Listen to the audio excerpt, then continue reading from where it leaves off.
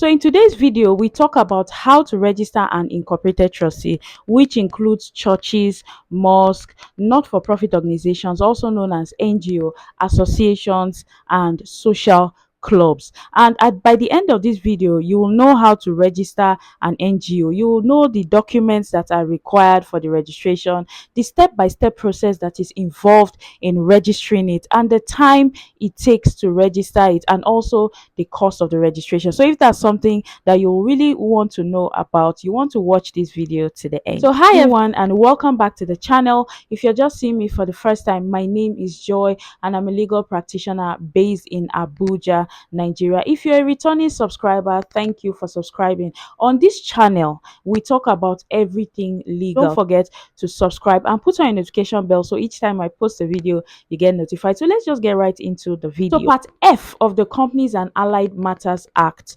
2020, which is like the textbook of, how companies should operate, company registrations, their structures, or their rules and regulations or guidelines. And it defines an incorporated trustee as a group of people who choose to come together with the sole purpose of advancing either it is, societal, social, charitable, developmental, cultural, or religious purposes. And they include, NGOs, they include associations, clubs, churches, and mosques. And majorly, their sole aim is for charitable purposes. So anytime you hear an incorporated trustee, just know it includes all these organizations that is the requirement. So what is the requirement for registering an incorporated trustee?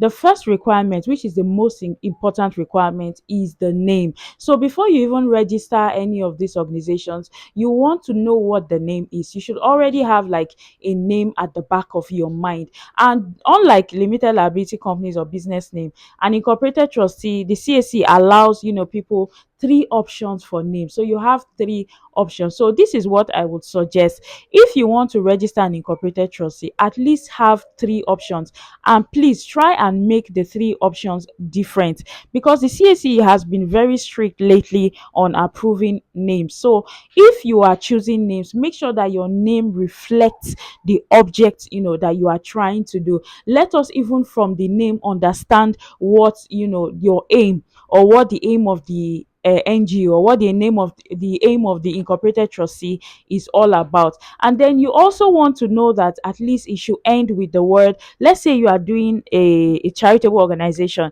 it should end with at least foundation, initiative, or something like that. If it's an association, it should ordinarily end with the word association. If it's a church, it should end with Christ Believers Church. I'm just saying that for an example. I just said it at the top of my head, but you can say Christ Believers church. Or if it is a mosque, it should end with the word mosque. Now the second requirement is trustees.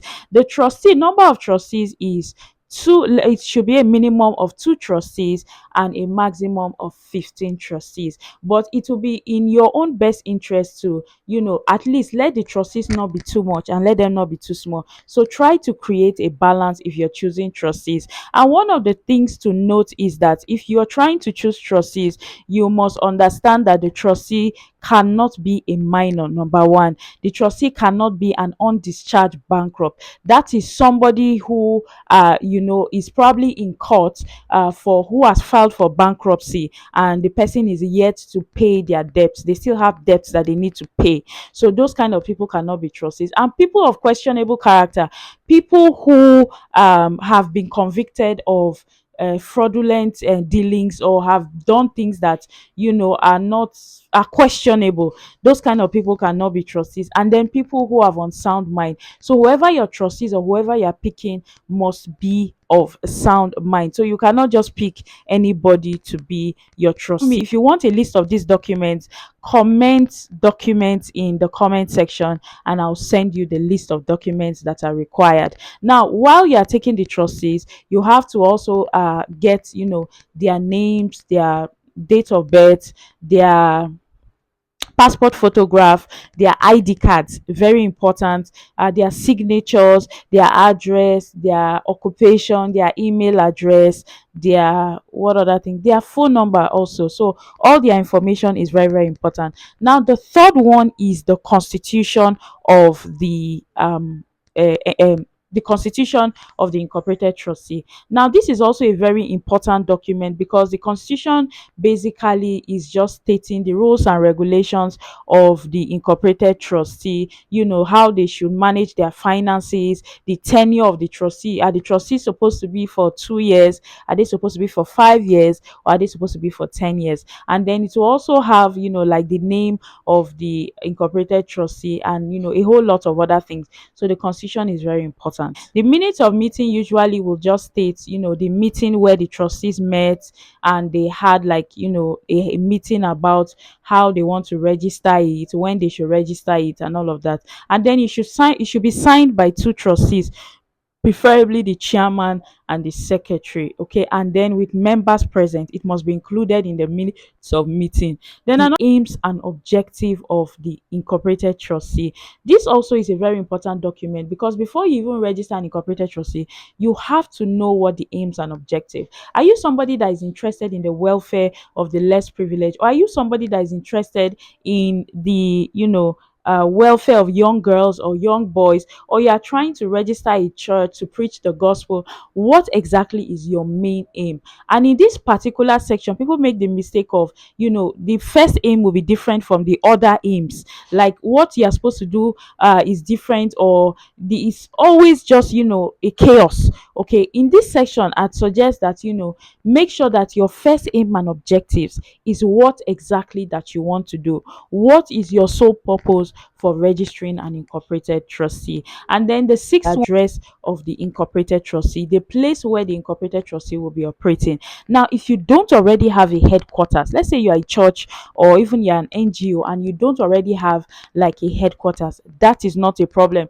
You can always use your house address for a start. They don't expect that when you're starting, you should already have, a place where you are doing your business or doing your NGO, or it's presumed that, you haven't started, you're just starting. So you should use your house address if you don't have that. Registration.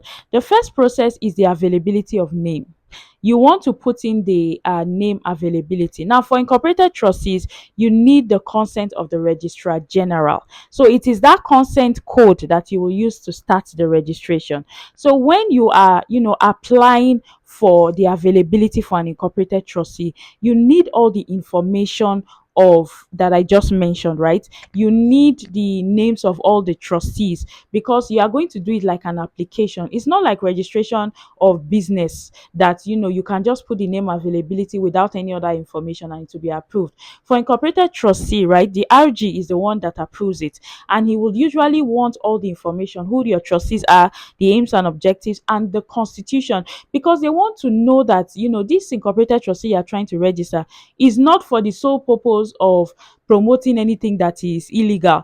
Let's say for example, you want to promote homosexuality, it is not allowed. If you check karma, it is not, or company regulations, promoting homosexuality is not allowed in Nigeria. So definitely they will not approve it. Incorporated trustee will be situated, your aims and objectives, the constitution, and then, the names and information of all the trustees. So you want to take note of that. So once the AV has been approved, that's the availability, they will send you a code by email. With that code that you can now start registration. So but before you start registration, you have to first of all do two newspaper publications in a national daily. Now that two newspaper publications should be done usually in a national daily that circulates within the area that, the incorporated trustee is supposed to be situated. So let's say you are trying to register an NGO, you need to do the newspaper publication in two national dailies that circulates within, let's say it's Abuja that you want to register it. You say that you do the publication for in the area, let's say it's Abuja, you do the publication in Abuja in two national dailies that circulates in Abuja.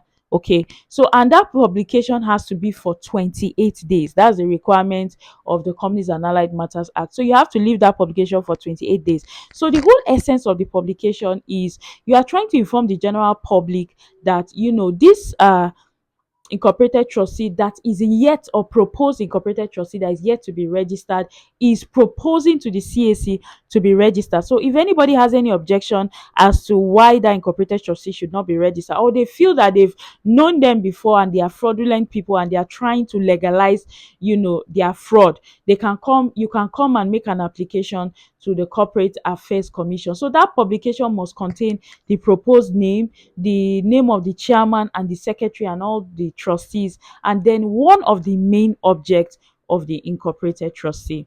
So after the incorporated trustee, after the 28 days has elapsed, after you've counted, now you can also count that 28 days inclusive of Saturdays and Sundays. So after the 28 days has elapsed, you can now commence registration. Now, part of the documents that you need to submit for CAC is the ID cards of all, the trustees, and those ID cards must be either, your NIN, the international passport, permanent, voters card, or driver's license. Any of those four ID cards, any other one will not be accepted. So you also need passport photograph, because you have to do, a trustees declaration.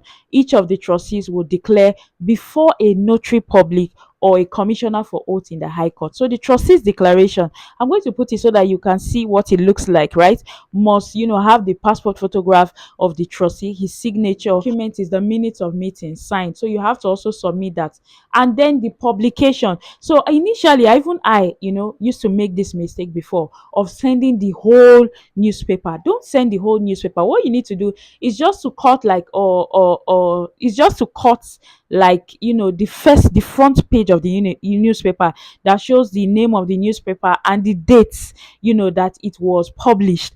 And then you also need the place where your publication was made. So what I usually do is I usually asterisk that part with a marker or with a pen. I use my phone to do it.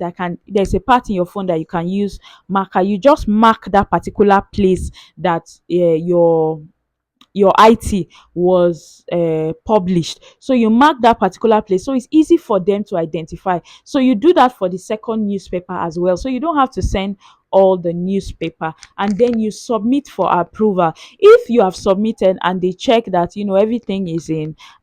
everything is okay and there is no query, they will approve it. However, if there's a query, they will, and they will state it. After it has been submitted and it has been approved, you now have an incorporated trustee. Now, how long does it take to register an incorporated trustee? It takes between 6 weeks and 7 weeks. If there is no problem, give or take 6 weeks, because the publication is already 28 days and the AV can take long because it's the RG that approves it, and then they take their time with that one too. So it takes like 6 weeks or 7 weeks, give or take, if there are any issues. Now, what is the cost of registering an incorporated trustee? Now, it can take from 150,000 to as much as 200,000. It depends who is registering it for you. If you're registering it by yourself, then probably it will be definitely less than that. But if you want to involve a lawyer or you want to involve an accredited agent, you know that it is going to cost you a lot more, because the process is quite a tedious one, and so it costs more than registering other businesses. If you want the list of the documents that I just mentioned, comment document in the comment section, and I'll send it the list of documents to you. So I hope this video was helpful. Thank you guys for watching. Until I see you guys in my next video, don't forget to subscribe.